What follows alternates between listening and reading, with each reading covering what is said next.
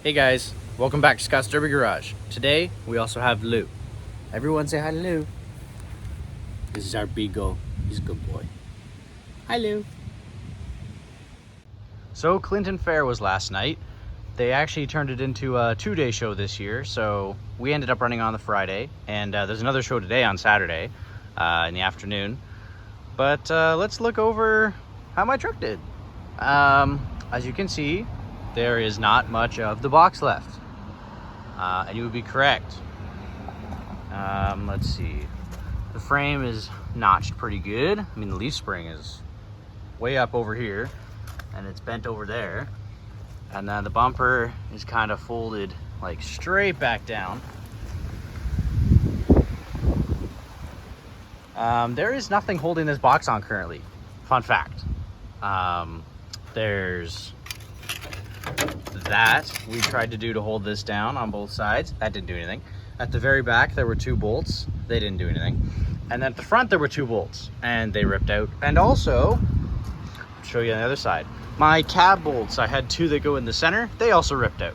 So right now this is literally, the whole thing is just kind of sitting on here, very loose. Let's see, the shock is broken, just kind of snapped. Now, these aren't the tires I actually used in the ring.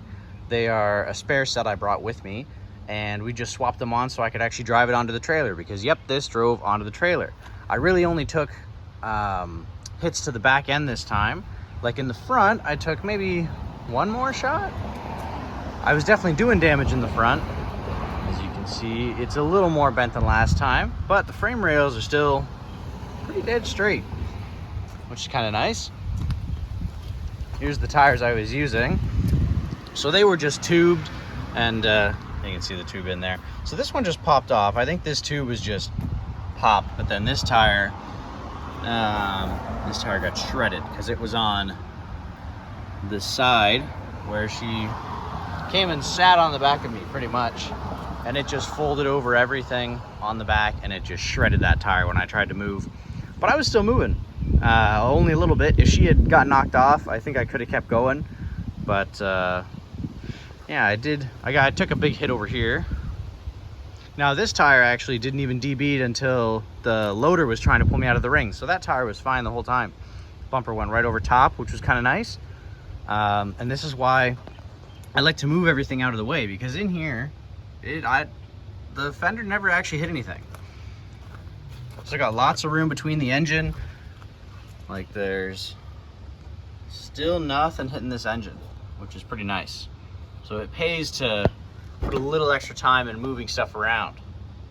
My cone filter, I just kind of left it, unplugged the MAF, because this also has a MAP sensor, manifold absolute pressure. So it's just reading the amount of airflow going in, and you don't really need the other one. So I unplugged it and it seems to run a bit better. Took a bit of shot to, like, big shot to the fender, a little bit to the door.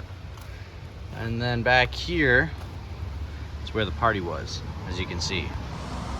That is where the bolts were supposed to be holding on my cab.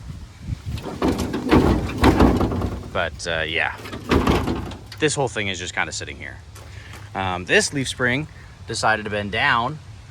So right now the rear end kind of crab walks a bit. When we were trying to load it, it was a bit tricky, because you may be able to see it's kind of like this. Now at the back, oh man, look at that bend. That's a nice one. Whew. I'm surprised this mount is actually still holding in. But yeah, guys, there is not much holding in. Like, this floor and the fenders, they just kind of all ripped apart, which is kind of what I figured, getting a just a crappy box off Marketplace. But you know what, it did the job. Now, we did a little bit more modifications before Clinton. We added this nice big ratchet strap. It, for one, counts as a door connection, and for 2, like the main reason, it holds your seat up.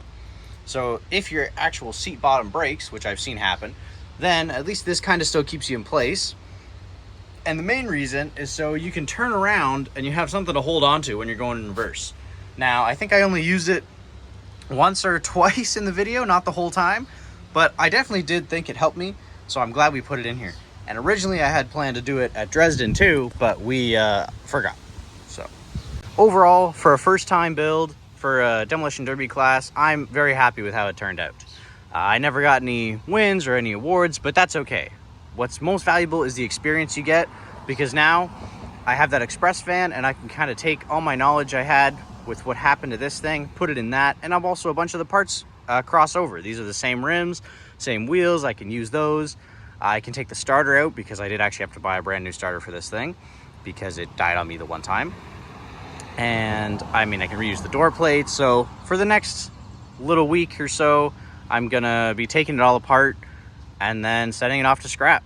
So I know some guys are like, oh, you could totally fix it, put a new box on it, like it's always fixable, but is it gonna be worth my time to put a new box on, go into the ring, maybe take one more front tire shot or one more back tire shot, and then it's over?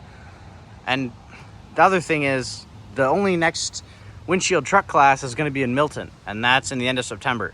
So I kind of want to get some other projects going along, and I don't really need this sitting, taking up an extra spot. So I think we're gonna end the legacy here. I'm happy it got more than one run. So most of them don't make it more than one run.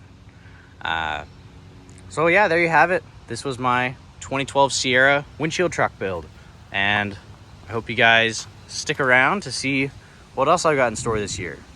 So thanks for tuning in.